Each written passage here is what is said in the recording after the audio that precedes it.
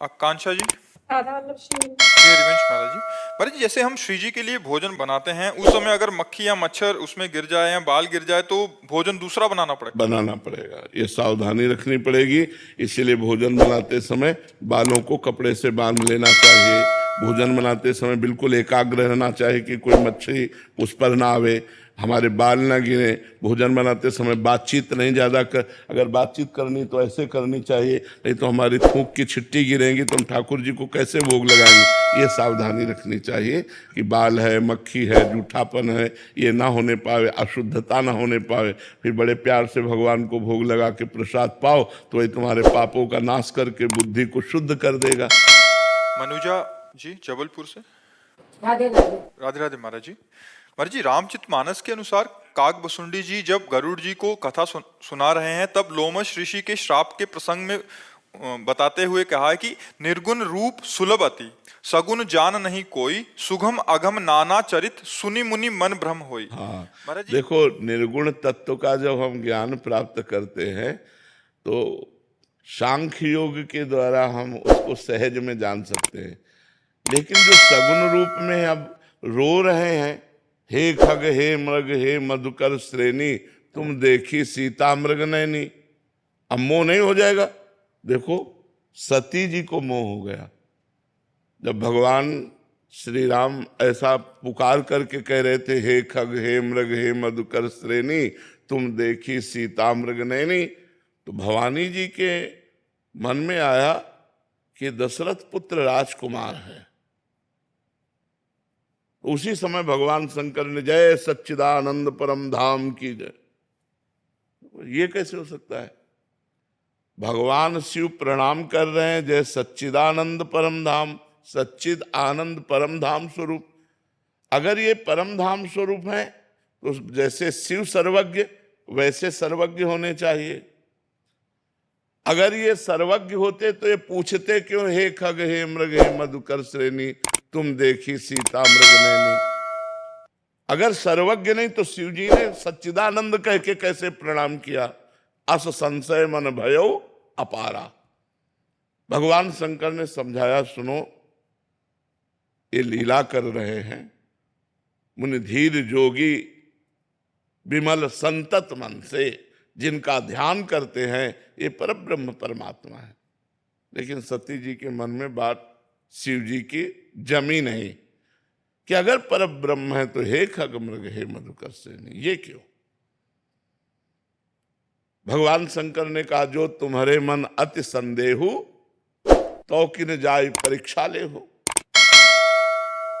गई और सीता का रूप धारण किया कि अगर ये राजकुमार दशरथ नंदन है तो देखते ही कहेंगे, आओ सीता मिल गई, आओ आओ सीते आओ।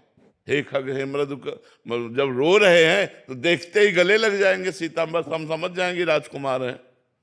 लेकिन जो ही लता से निकली तो उनका दशरथ नंदन राम, हे भवानी आपको प्रणाम करते हैं, और आप वृषभध्वज भगवान शिव के बिना कैसे? कहा बहोरी, कहां वृक्ष केतु, वृक्ष केतु जिनकी ध्वजा में धर्म का चिन्ह है, विपिन अकेली फिरो के हेतु, ये अकेले कैसे भगवान शंकर के बिना? सती जी कांप गई क्योंकि तुरंत प्रणाम किया भगवान राम ने। सती जी कांप गई। अब देखती अनंत ब्रह्मांडों में अनंत राम, अनंत ब्रह्मा विष्णु महेश सब सेवा कर रहे हैं। ओ वैभव की चकरा गई, खोपड़ी आंख मूंद के बैठ गए। तो फिर देखा तो फिर वो ऐसे पूछ रहे, हे खग हे मृग हे मधुकर। वापस आ गई। भगवान शंकर ने कहा, कुछ परीक्षा ली? तो इतना भयभीत हो चुकी थी भगवान की महिमा देखकर, उनका कछु न परीक्षा लील गुसाई कीन प्रणाम। तो कोई परीक्षा नहीं ली, बस जैसे आपने प्रणाम किया था वैसे ही हम प्रणाम करके आ गए। भगवान शंकर ने कहा, ऐसा कैसे हो सकता है? मेरे कहने पर संदेह नहीं गया और वहां केवल प्रणाम करके चली आई, झूठ। तब देखो शंकर धरि ध्याना, सती जो चरित कीन सब जाना, शिव संकल्प कीन मन माही, यही तन भेंट सती अब नाही। जाओ मैं तुम्हारा परित्याग करता हूं, आज से मैं पत्नी पद पर तुम्हें नहीं बैठा लूंगा, क्योंकि तुमने सीता का रूप धारण किया और सीता हमारी मां के समान पूज्य है। सबकी बुद्धि को प्रकाशित करने वाली देवी सती हैं। या देवी सर्वभूतेषु बुद्धि रूपेण संस्थिता नमस्तस्यै नमस्तस्यै नमस्तस्यै नमो नमः। जब उनको सगुण चरित देख करके संशय हो गया तो और किसको नहीं हो सकता। इसीलिए कागभूषण जी कहते निर्गुण की महिमा समझना सहज है, लेकिन सगुण की महिमा, जब भगवान अपने सखाओं के साथ श्री बाल कृष्ण बैठे हुए हैं वृंदावन की कुंज में, कोई केला का पत्ता, कोई ढाक का पत्ता, ऐसे बड़े बड़े पत्तों में अपनी अपनी भोजन सामग्री निकाली। एक ने मुंह में छाछ डाली बड़ी मीठी, इशारा किया कन्हैया को मुंह से मुंह में ट्रांसफर। ब्रह्मा जी देख रहे हैं पर ब्रह्म है।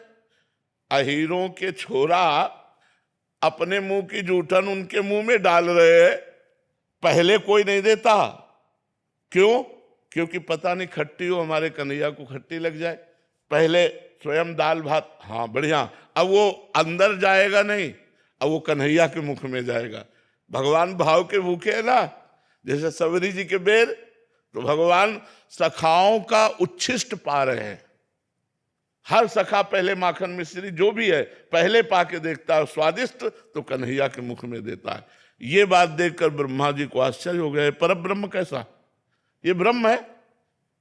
उतने में किसी सखा ने कहा कन्हैया बछड़े तो बहुत दूर चले गए, बोले तुम सब पाओ, हम अभी ला रहे हैं।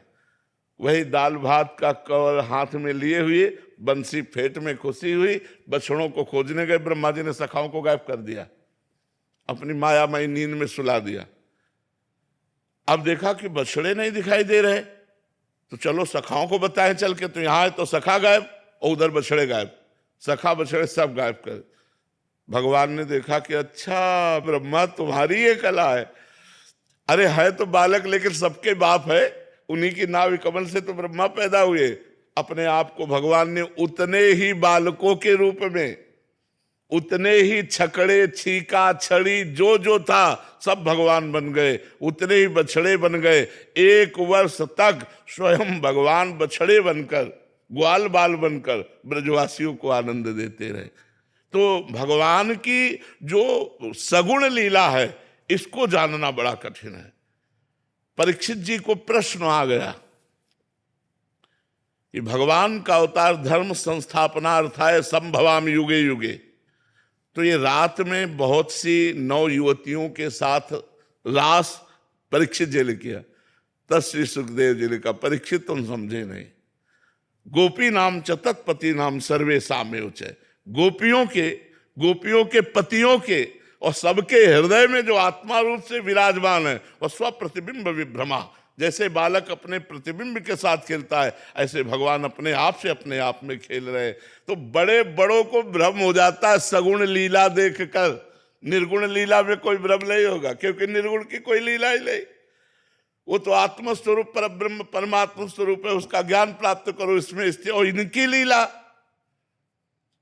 6वां दिन है, छठी मनाई जा रही है और पूतना को मार दिया 6 कोस का शरीर जिसका। अब कैसे समझ में आवे इनकी लीला है। जो परम ब्रह्म परमात्मा एक पैर अपना बढ़ाते हैं तो ब्रह्मलोक तक चला जाता है। वो नंद बाबा की ऊंची डेहरी में चढ़ने की कोशिश की तो हाथ आगे हो गए और पैर जमीन से उठ गए, तो बीच छाती में रो रहे हैं ऐसे उसमें। और नारद जी आए थे दर्शन करने, तो नारद जी ने देखा कि अरे ये रो रहे पर ब्रह्म परमात्मा। तब कहा भगवान हम पार कर देंगे। बोले तुम्हारे लिए ये नहीं कर रहा हूं, ये मैया के लिए कर रहा हूं। मैया रोए कस के, मैया दौड़ के आई और देखा कि लाला कष्ट में ऐसे गोद।